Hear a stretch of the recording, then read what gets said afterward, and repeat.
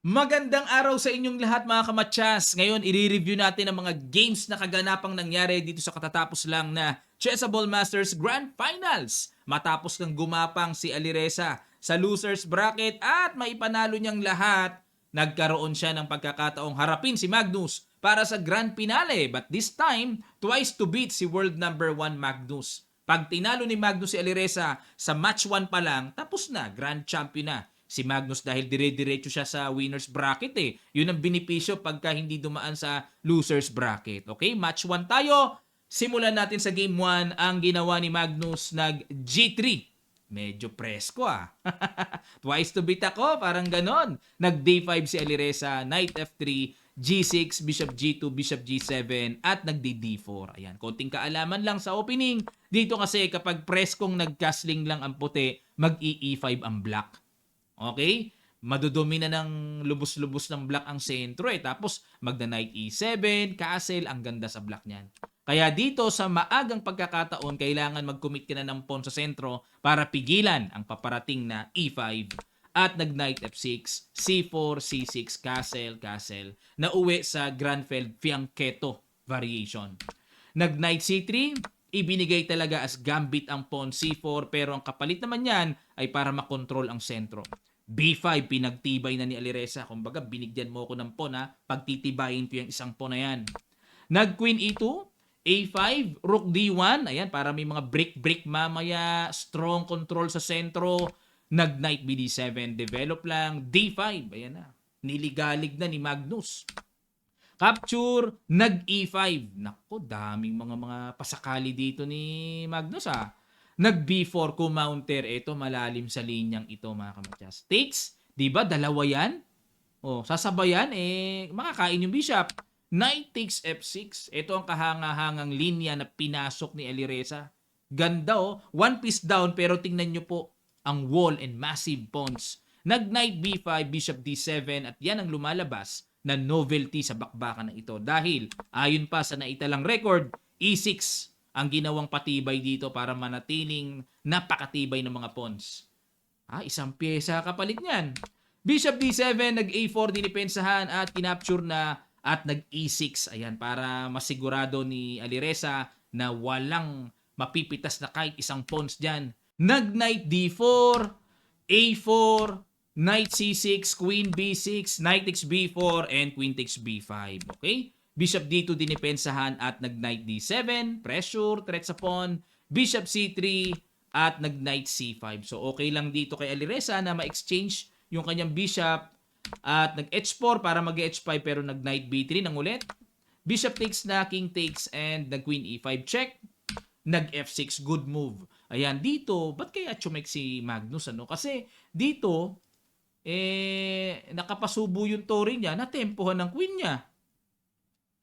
Yung pala may laman eh. Queen takes e6. Ayan, queen takes knight. Okay?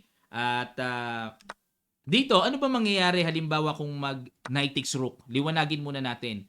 May knight takes d5. Malalim kasi si Magnus eh. Kung minsan di mo maunawaan yung mga tira niya pero kailangan alamin eh. Halimbawa, knight takes. May threat na ba? Ano threat? Ayun, double, no? Halimbawa, capturein ito. Hindi, black patitira, no? Sorry. Rook A E8, Queen D6, Knight C2, and Knight C7 double, Queen B4, Queen to Queen, Knight E6 check. Naku, malawak. Sa side ko po, hindi ko na makikita yan, yung ginawa ni Magnus na yan. So, pinili ni Alireza dito, nag-Queen takes Knight siya, at, ayun na, nilabas na ni Magnus ang lalim ng kanyang Queen E5 check kanina. Nakita pa niya to sigurado. Ano kaya ang excellent move na binitawan? Ayan, pakigets nyo, gawin yung puzzle, pwede nyo i-post. Kung gusto nyo matagal na babad yung board, pwede po. Sa ilang sandali lang, tutuloy kagad natin. Start.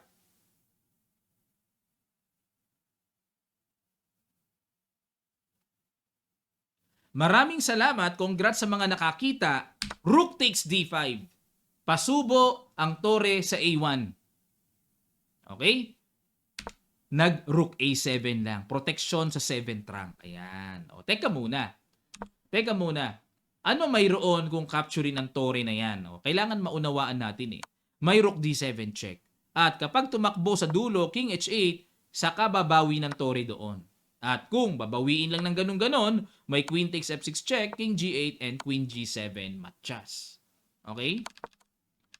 O para manatili namang depensado, halimbawa itakas lang ang knight, mag-knight b3, may bishop d5, pababagsakin ng pawn, and talagang napakasama na ng itsura pagka ganyan. Taling-tali sa 7th rank. Very powerful for white. Halimbawa, gumanyan, mayroon ng check, takes dito, takbo, capture, king h5, and bishop f3 matchas. At kung tatakbo naman sa h7, may queen g8, matchas pa rin ang kauuwian. Okay? Yan ang laman. O, dito tayo ngayon, kaya nag-rook a7 si Alireza, nag-rook a d1. Nagkaroon naman ng pagkakataong maka-strong battery sa d-file. Rook e7, rook d7, rook f7, good move, capture, and rook d7, lubos-lubos na pag-exchange, and nag-bishop d5. Ayun. Threatening bishop g8, at may queen h7, matchas na paparating. Nag-queen e1 check. Ayan, kailangan mangligalig ni Alireza. King g2 and nag-knight d2. Para may queen e1 checking h2, then queen takes f2. Perfect pa rin ang ginawa. Nakita pa rin ni Magnus. What a move. Queen a7 para suportahan ang f2. Ngayon, kung check man king h2, walang sapat na continuation para magkaroon ng malakas na dating ang black. Perfect, oh.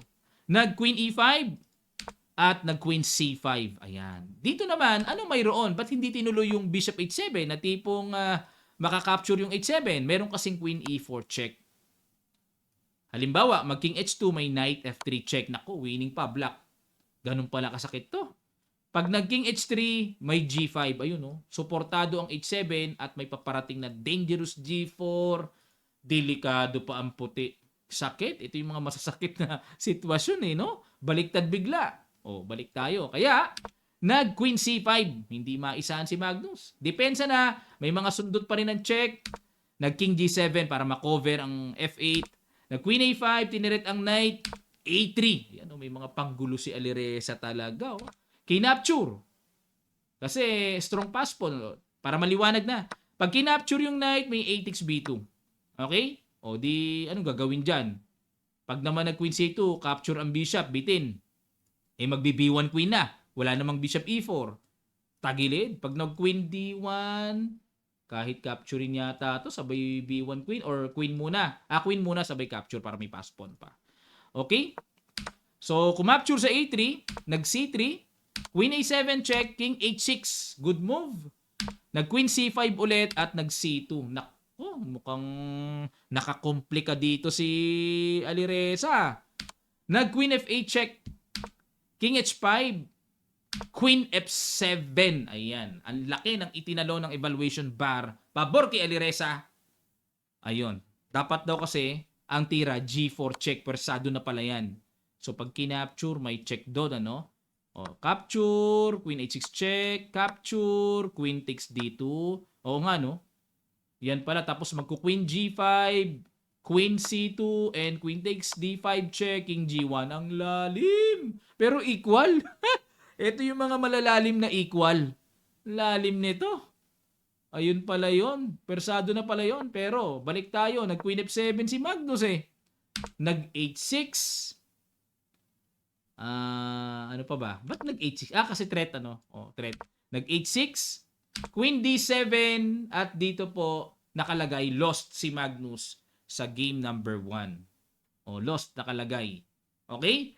Bakit lost? Kasi po, hindi na pinatira si Alireza, magku-queen lang din. Wala pa lang dating eh. Ano ba purpose ng queen d7? Mag-g4 check ba? Kakapturein lang eh. Walang continuation eh. Kaya nag-resign dito sa game 1 si Magnus. Ayun, talagang desidido si Alirezang gumanti ah. At kaunting kaalaman lang mga kamatyas, ito pong si Alireza, ang gusto talaga ni Magnus makalaban sa World Championship eh. Yan talaga. Kaya dream match ni Magnus. Every time na may pagkakataon siya makipag-match kay Perugia. Ano kaya mayroon ano? Ano mayroon? Ba't gustong-gusto ni Magnus yan? Okay, lipat tayo ngayon sa game number 2. White naman si Alireza. Nag-e4, c6 si Magnus kumunat Karokan. Karokan advanced variation. Knight f3, e6, bishop e2. Nag-a5, ayun. Ito kakaiba. Kakaiba yan. Kasi normally, knight D7 yan, pangalawa C5, or knight E7 naman pangatlo. Yan ang mga top notcher sa line na yan. Pero nag-A5, nag-A4. Bakit nag-A4? Siguro mag-A4 ang black, ano? Knight D7, castle, F6, basag na, at nag-bishop F4 para panatilihing strong ang E5. Knight E7, kumapture na, Knight takes F6, Bishop D3, hamon, Knight G6, bookline pa rin hanggang sa maitira ang Bishop G3. Dito po, lumayo sa riles ng bookline dahil ayon pa sa nai-record, Bishop G5 ang naitala na dito. Ayan, balik tayo ha. Sa Bishop G3, new move, Bishop D6, Rook E1, nag-castle, Knight BD2, kinapture, exchange, at nag-Knight G4. Ayan, nagparamdam si Magnus ng mga pressure dyan sa king side. Knight B3, B6 para patay ang galawan ng knight. Nag-Queen E2, Queen F6, Bishop takes, E takes F5, at nag-Queen E6 check. Tinanggap ang hamon, nag-Rook F6, and Rook A E1. Ayan, so nawala na yung Queen. Capture, bad move daw. Dapat daw po Rook A, F8 para pag kumapture sa tore, Rook takes. Ayan, so maintain lang din ang black. Pero kinapture kagad dito ni Magnus, capture and Rook C8. Hindi tipo ng computer engine ang ginawa niya kasi parang passive ang tore na dumidepensa tapos ang Rook naman ng puti napaka-aktibo. Nag-Knight C1, F4, good move. Knight D3, F takes, at nag-Knight F6, Knight DE5, capture, and C5. Wala sa condition si Magnus. Dapat daw ang tira B5. Ayun. Diyan pala ang tira dyan. Rook takes, B takes A4. Knight takes. Parang pwede yatang capturein yun. Knight takes and Knight G4. Ayan. Medyo malawak na knight and pawn ending ito mga kamatyas. Pero yan talaga ang tira daw. Pero balik tayo sa ginawa ni Magnus. Nag C5, Rook takes B6, capture, and nag-Knight C6. Ayan. Itong Knight C6 para sa akin ang ganda ng dating eh. May threat sa pawn, may threat na Knight E7 double paparating, no? Pero ang tira daw dapat ay B4. Okay. B4. A takes B4, A5 para mag-A6. Ayan. Yan po ang accurate na dapat gawin ng puti sa ganyang sitwasyon. Pero ang ginawa, nag-Knight C6, King F7, Rook B7 check, King E8, Knight takes D4, Rook C4, C3, and Rook takes A4. Okay? Nag-Rook takes G7, Rook A1, King F2, Rook B1, threat sa pawn, Rook B7, Knight E4 check, King E3, Knight takes C3, King F4, Knight A4, at nag-B3, Rook E1, King F5, Knight C3. Ayan, tingnan natin. Napaka-aktibo ng king ni Firouzja, gumapang. Rook G1, King E6. Ay, nako, mamatyasin na. King F8. Another bad move by Magnus. Ang tira daw dapat ay Rook E1 check. Ayan, para alisin ang napakagandang forma ng king. Babalik daw F5 and Rook F1 check. Ayan, so hindi pa ganong kalakihan ang lamang dito ng puti. Nag King F8, Knight F5, Rook E1 check, King F6, Knight E4 check, King G6, at nag King E8. Ayan, lagi kasing may mating net eh, kaya kailangan tumakas eh. Rook E7 check, na bad move din. Sa bagay, dying seconds sa sila, no? Dapat daw tira, o yun lang, nag-error dito ang chess.com. Yan ang nire-recommend niya sa running engine pero nilagyan niya naman ng bad move. King D8, Rook E5, Rook D1, depensa naman. Bakit naging bad move yan? Rook G1 daw para kumounter. Okay? Rook E1, G4, King D7, Knight E3, ayun, nahagip, double. Rook B1, Knight takes D5, Knight C5, and nag-Knight C3. Threat sa tore and naka-threat ang Knight sa C5. Okay? At dahil dyan, resign si Magnus sa game number 2. Nako, 0.5 na lang ang kailangan ni Alireza to win the match 1 dahil first to make 2.5 sa 4 games. Malupay ano, talagang porsigido si Alireza. Ngayon, dako tayo ngayon sa game number 3. White uli si Magnus. Nako, mabobo kaya yata. D4, Knight F6, Bishop F4. Nilabas na yung London. Nag D5, E3, C5, C3, Knight C6, Knight D2, at nag E6, Bishop D3. Ayan, normal setup naman po yan ng London. Pero itong F4, yan ang medyo kakaiba, no? Para hindi maka E5. At bago mag Knight F3 din Knight E5, matindi itong F4 Kumapture, capture, at nag-castle Knight GF3, B6. Siyempre, kailangang gisingin ang bishop. Nag-A3 para walang paparating na mga Knight B4. Nag-A5, Queen E2, Bishop B7, nag-castle, Knight E7, Rook AC1, Rook AC8, at yan ang novelty, new move. Dahil ayon sa naitalapang recorded game, may tumira na ng Knight F5 sa position na ito. Okay? Kaya ang novelty, balik tayo, Rook AC8, nag-G4 naman dito si Magnus. Ano na naman kayang sacrifice po, no? Pero nilagyan ng bad move ni Stockfish, hindi siya sang-ayon. Dapat daw Knight E5. O nga, yan ang normal no? Napakatibay na ng Knight dyan. Pero balik tayo sa G4, Knight E4 naman ang ginawa. Pero ang tamang tira, capturein lang. Huwag palang masindak. Baka ito yung kinakatakutan dito ni Alireza Yung sacrifice dyan. Capture, capture, Knight G5 check na mababawi yung Knight Baka yan ang kinailangan niya Capture pero may Knight F5. Nakakatakot Queen H5, Knight H6, nakakatakot. Annoying ito sa black. Naunawaan ko na si Alireza. Pero in accurate evaluation, assessment, lamang ang black dito. Ayan, Wala pala yan. Sapat ang pang-block ng knight para ma-stop ang dangerous coming mate. Balik tayo.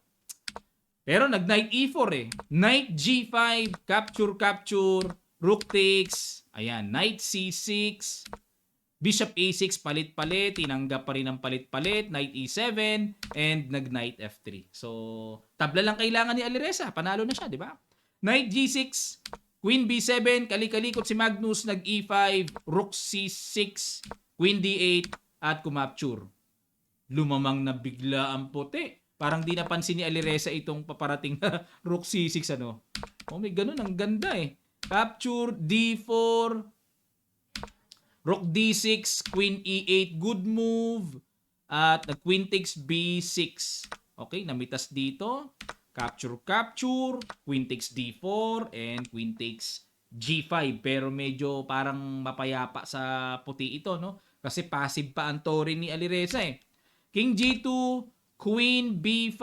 Ayun, mga sundot-sundutan check. King F2, F5.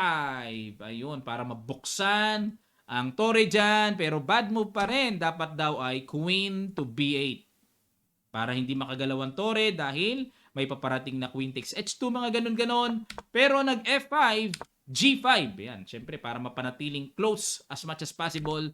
Nag F4, Queen D5 check. Huli ka! Nanggugulo ka pa, parang ganon. Takes. Ayan. Pero dito po, hindi pa rin siguradong winning ang puti. Kasi isa lang ang pawn na lamang ng puti. Rook and pawn ending ito. Ang daming tabla dito. Rook B8, Rook D2 binabaan muna. Rook B3 check. King E2, King F7. At ayun, nag H4, King H5, King C2, Rook H3, Rook D7. Nako, bad move na. King G6 dinipensahan, Rook D4, King H5, at nag-Rook A4, G6, Rook takes A5, King takes, nag-B4. Bumaliktad. Bakit po? Kasi wala nung nakuha yung pawn, ang lakas na connected pass pawns niyan. King G4, A4, King F4, Rook C5, nag-H5, and pasan capture G5. Nagmamadali rin talaga dito si Alireza para makagulo-gulo, kinapture, kaso po, marching pass pawns or connected pass pawns versus isang pawn. Yan, may topic na mga ganyan sa rook and pawn ending Pero grabe ang powerful ng connected. Resign dito si Alireza. Nagkaroon pa ng buhay dito si Magnus. Pero, 3 decisive games na po itong na-analyze natin. Yung pang-apat kasi, na dapat mas twin pa rin si Magnus na itabla. Ayan. Masyado nang matagal pagka giname 4 pa natin, tabla lang din naman eh. Nanalo si Alireza dito sa match 1. Ayan. Gigil match na si Magnus sa match 2. Yan ang aalamin natin ha. Susunod kagad natin sa next video natin. Medyo matagal na eh. Pagtyagaan yung panoorin. Sana matuto kayo dito at maging motivation sa inyo or gana sa inyong mga paglalaro ng chess. At ma-share natin sa mga bata, sa mga players natin para sa future, malay nyo maging mga players natin yan. Team Philippines. At makabahagi po palagi ng ating videos sa mga future Philippine team natin. Okay? Maraming salamat po mga kamatyas. Magkita-kita pa tayo sa mga susunod pang videos.